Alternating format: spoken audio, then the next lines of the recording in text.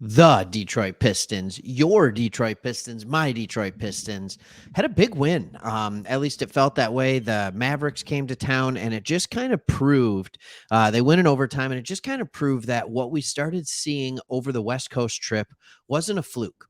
But I don't want to just talk about the team and what they're doing right now. I want to get a little bit to a story behind the story. Anybody can just talk about the games, but I want to talk about the play and a quote, multiple quotes that Dwane Casey had about one Killian Hayes. And we've talked before about how the one thing that we are going to be able to see for sure now is a lot more of Killian Hayes. We are going to find out this year if this guy is an NBA caliber point guard. We're going to know. And we're going to find out beyond the shadow of a doubt because Cade Cunningham is very likely out for the rest of the year. So Killian Hayes, Jaden Ivey, Alec Burks, that's your backcourt, ladies and gentlemen.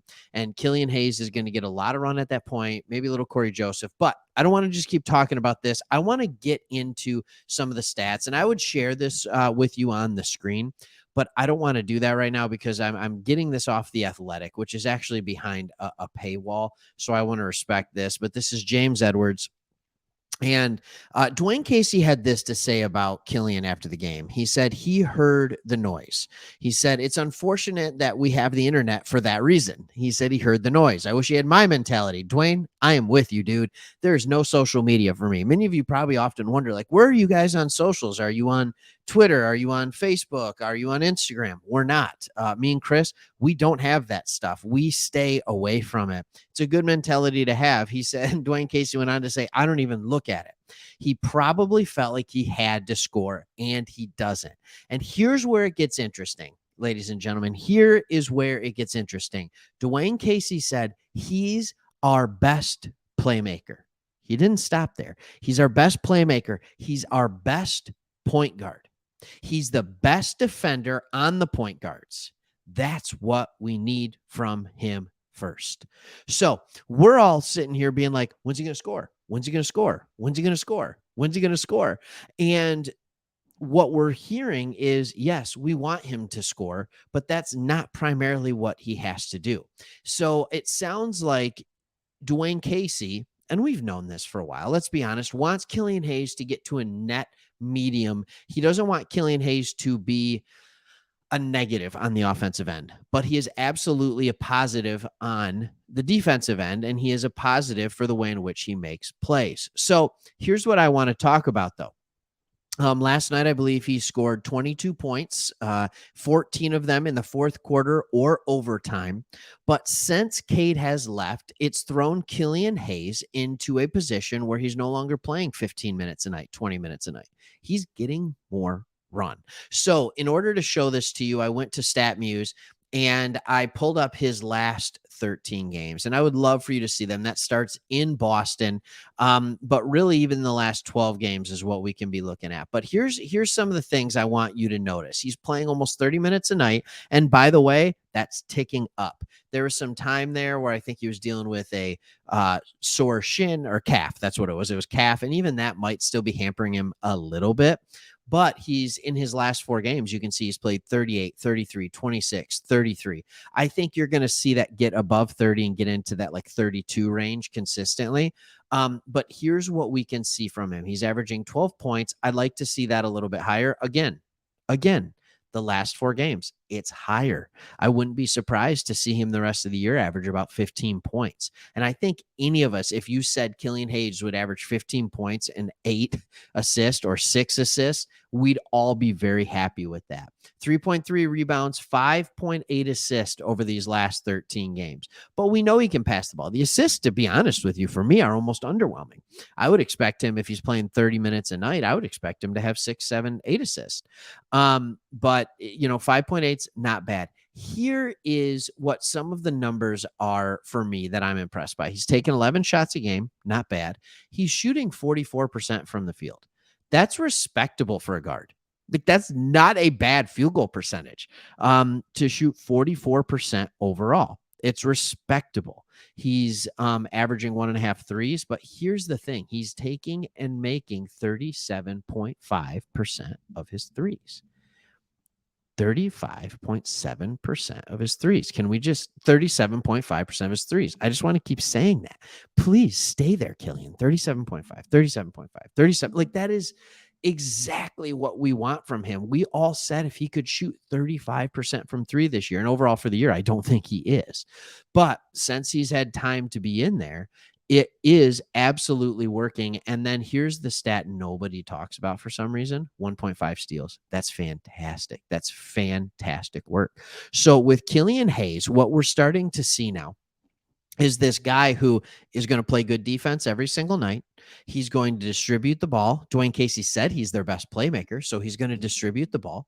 He's going to get steals. And now he's starting to hit, and his catch and shoot numbers are even better from three. He's starting to hit threes. He's starting to hit runners. He's starting to hit jump shots. I think it said mid-range. I think he's shooting 48% from 10 to 16 feet. I'd like it to be 55, but once you get over 50 into that 55, 60 range, now all of a sudden you're talking like Cade Cunningham efficiency from mid-range. And we all know Cade has the mid-range down, but it just shows that in this offense, the mid-range is open for business. And if Killian can keep hitting those down at a consistent clip, like he's going to have a good year. So here begs the question, if we know what he does well, what's next for Killian? If he can do this, there is enough time. There is enough time. I'm not wonderful at math, but what I do know is if you have three guys playing the position at guard, it can get each of them about 32 minutes a night. Cade Cunningham's going to play 35. Jaden Ivey's still playing that 30-ish. So there is still room for all three of these guys to get 30 plus minutes a night. And there's going to be times where you can put Cade back at the three. Now we're looking down the line. But here's the question with Killian, I think that has everybody wondering. Okay, he's good with Cade out. And what we're seeing is he's playing basketball like a lesser version of Cade. Like that's what he's starting to do right now. He's shooting it somewhat effectively. He's getting to the hoop. What he's proven, though, is he's better at making plays for others than himself. So Cade can make plays for others and himself. So the question is, what kind of development are we going to have with Killian, and what does he look like next to Cade when Cade comes back? Or is it simple? Killian's on the bench, and he plays sometime with Cade, sometime with Killian, sometime with Cade, sometime with Jaden, but he's kind of running the show when he's in there. It's really, really interesting to watch. It's kind of a fun dynamic with the backcourt right now because Killian's in there with the starters. Last night against the Mavericks, they didn't start Ivey. They started Bogdanovich and Livers. And so you all of a sudden, and of course, Livers got hurt, which is really frustrating because I think they found something there. But so you sit here and you're like, and then Ivey comes in. He's just, I'm just going to score. I'm a scoring point guard. And he was able to do his thing and get the ball in his hands. So it was really kind of fun to watch last night. But I'm very intrigued by this Killian thing because now he has the coaching staff saying good things about him.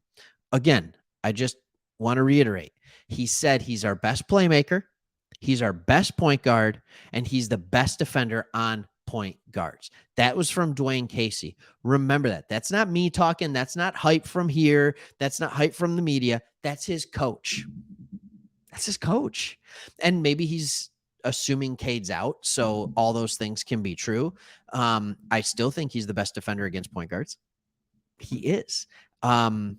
That's what he is. So really excited to hear Casey starting to talk well about Killian. And it seems like Killian has got finally has the confidence that we've all so desperately wanted. And he's becoming fun to watch. It's hard to watch people, no matter how good they are at defense, when they can't put the ball in the bucket. He's starting to put the ball in the bucket. It's making him fun to watch. It's good complimentary basketball. And it's enjoyable. Hey guys, hit that subscribe button if you want more comment here or want more content from this channel. We'd love to have you as part of the community. Join on. We talk Pistons, we talk Lions. It's been heavy Lions, but we love the Pistons and we go heavy Pistons, especially certain times of the year. But a lot of fun stuff to still watch on this team. A lot of fun. All right. Have a good one. See ya.